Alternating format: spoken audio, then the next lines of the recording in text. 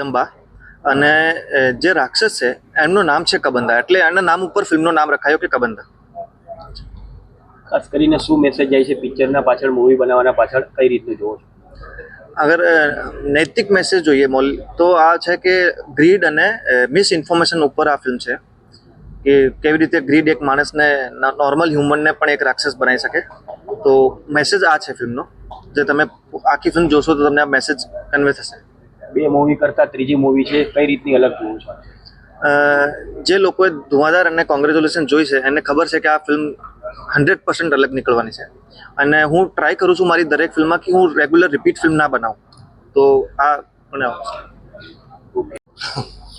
દરેક અભિનેતા એક એવા પાત્ર માટે આમ આશા રાખે કે એક એવો પાત્ર મળે કે તમે તમારી આખી જે કલાકારી છે તમે બતાવી શકો.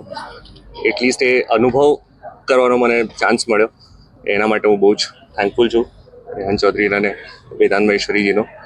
પણ આ મજા આવી. It's a interesting film. તમે જોશો તો તમને ખબર પડશે કે વાર્તા કેવી છે, શું છે. અને મારા લુક તો દેખાય જ છે તમને એમાં, તો એક એક્ટર માટે તો બહુ જ મજાનું કામ હતું આ. આખી મૂવીમાં રિયલમાં ગળું બેસી ગયું હતું ફિલ્મ પત્તા તો.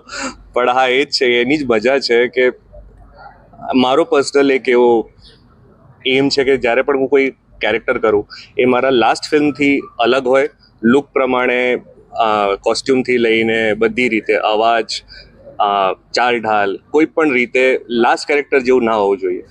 એ